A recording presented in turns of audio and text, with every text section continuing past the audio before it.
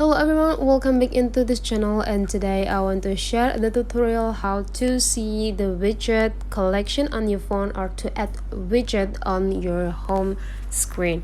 So here we already on a home screen of my phone. The first thing or the things that we can do here is just like click on the empty part here and hold it.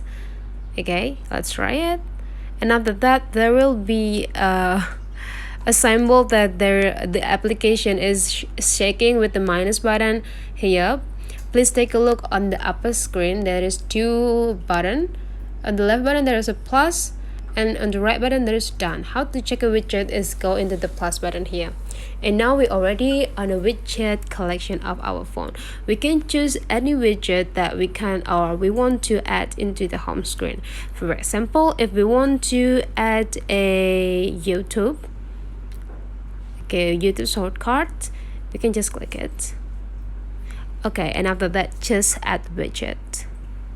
And now you already have a widget or YouTube widget on your screen. After you finish, you just need to click done.